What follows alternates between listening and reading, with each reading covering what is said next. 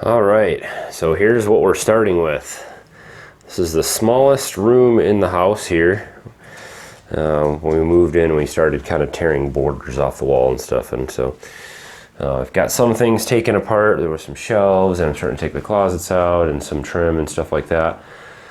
But this is what we're starting with. So a very, very small bedroom. And in order to maximize space, usually the best thing to do with small bedrooms is bunk beds or a loft. And so that's what we're going to do in here. So plans to, I'm going to take this whole closet out. I'm going to build a loft up here in as much space as we can. I'm going to try to get a full queen size bed up there. And so you'll have lots of space up on top, and then space underneath where we'll have room for storage and hanging clothes and hangout area, whatever. So I don't have any plans or anything really drawn up on this. Took some measurements, and the first thing I'm going to do is just start tearing things apart. So we're going to get the carpet out, we're going to do hardwood in here, or maybe plywood flooring, and we're going to get this stuff taken out. So let's get started. This is the fun part.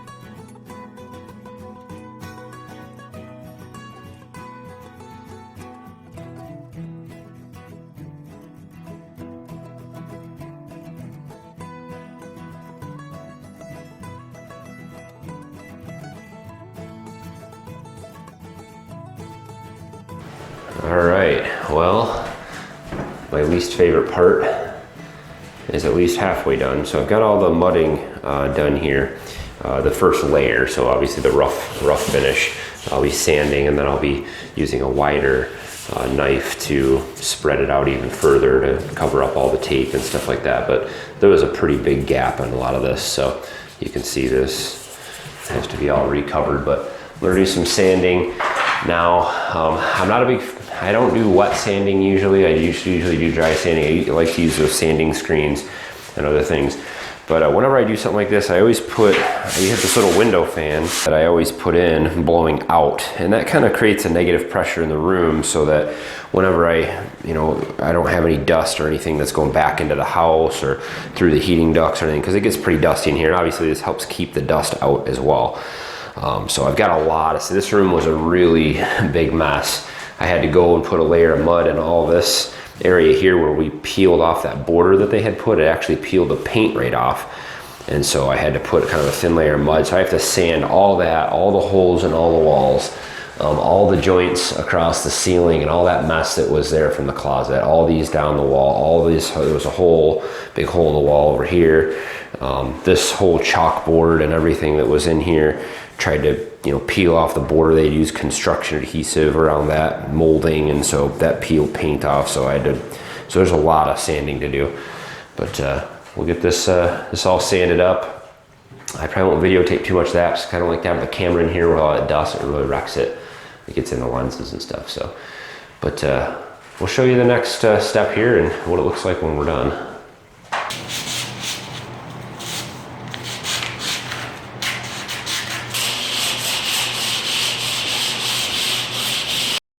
All right, well, the first layer of mud is on and sanded. This room is, this is just one or two holes and patches away from just tearing all this drywall out of here and redoing the whole thing. But there's just so many holes in here. But I think this is going to be fine. So the first layer I've sanded down and I wiped it down with a damp towel. It looks pretty good. I mean, it's the first layer. Basically, when you're doing drywall mudding, if you haven't done it before, it's one layer at a time. The first layer is going to be the roughest, and then they get better and better each one until you're finished layer. I'm going to try to get this done in two layers this time, but I may have to do a third on these big joints. So just getting into that second layer of mud here, I just figured I'd go through some of the tools that I'm using. For sanding, I really like the sanding screens better than anything else.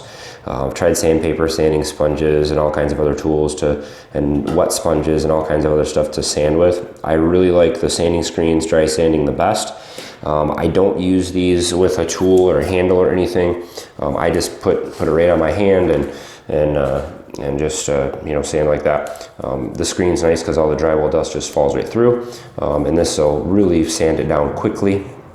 Now for your finished sanding, you might want to just go over everything very lightly with a real fine, like 220 grit sandpaper, just to make sure everything looks real smooth.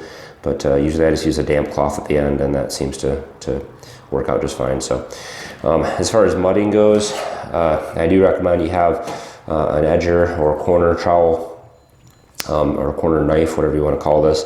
This works out really well. I bought all these at Home Depot last year. I'm not a huge fan of these. This one here is already starting to kind of flex apart. And so what I really would prefer is to pick up a nice wooden handle set of these. So this is all they sell at Home Depot as far as I know. And I was just in a hurry to get a project done last year, that bonus room project I did. So, but with mudding, you obviously want to have several different sizes. So I usually start with this one for patching small holes and stuff like that. This is what I would call like a taping knife. I guess this is this one too, but I generally use the larger one here for taping. It's just a little bit bigger than this one. And then for my finish mudding or whatever you want to call it there over the tape, usually on those tape joints, I'll use the larger one. And I think they have a larger one than this. I think this is a 12 inch, and I think they also have a 16 inch that you can use as well. So, but at least I would say, at least have these two. at a very minimum. And lastly, we have the mud pan. This is extremely handy to have, especially if you're doing large taping jobs and stuff like that. In fact, I don't think you can really work without one of these.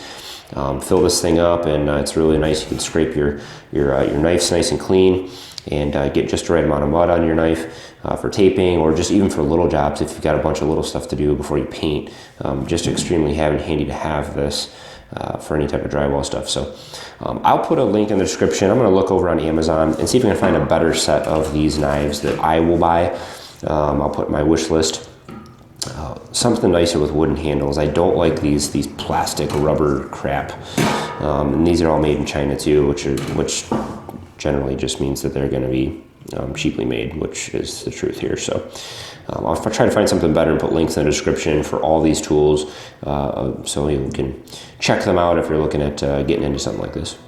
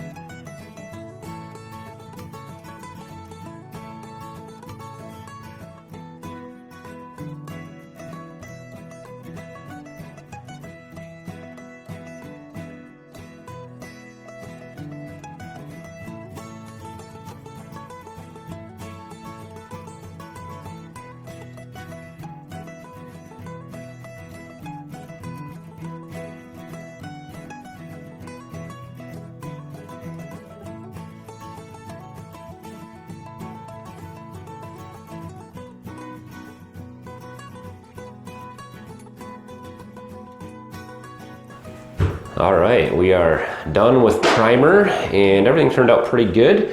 So I'm happy with progress so far. This gets kind of finishes all the rough part of renovating the room, getting it ready for the loft, and everything. I'm pretty happy with it. There's some goofs, certain things that I wish I would have done better. I over sanded here and got down to the tape, and so I may have to fix that. But fortunately, actually, it's going to be behind the bracing for the loft, and so probably going to leave that be. There's some other little spots that I'll come back with, just a little spackle. There's a little crack here in the mud where as it dried it was a little thick there, a little divot here and there. So just some spots I'll fix. I'm also going to come back and fix this corner. I didn't do that earlier, but the patch turned out really good down here. That was that big hole that was there. So I'm happy with that. And you can really see how well you did with your mudding once you get that primer on. It really shows all the little spots that you are uneven or anything like that. So, but very happy with how it's going so far. So I think this will probably wrap up the first section of this renovation. We will kind of move on to building the actual loft next, and then I'll probably do another video on the flooring. That's something totally different I'm going to try than what I've tried in the past, and then we'll go and do like a final video on finishing everything up. So all right, well, that's gonna wrap it up for phase one of the loft bed renovation. Couldn't be happier with how everything's turning out so far. And so this is, everything's ready for real construction now. So the next video will be all about building the loft bed, how I built it, why, and some of the features that I'm gonna use that are different than anything else that I've seen around on the internet or YouTube. So hopefully this will find someone some use somewhere that's looking to do something like this. But as always, guys, thanks for watching. Please subscribe if you'd like to follow along with this project or any of the other things that we're doing around here on the Simple Sustainable Homestead. Springtime is coming and there's lots of exciting stuff coming around here. So I'd love to have you guys follow along. Hit thumbs up on the video if you enjoyed it. And as always, guys, thanks for watching. Have a good one.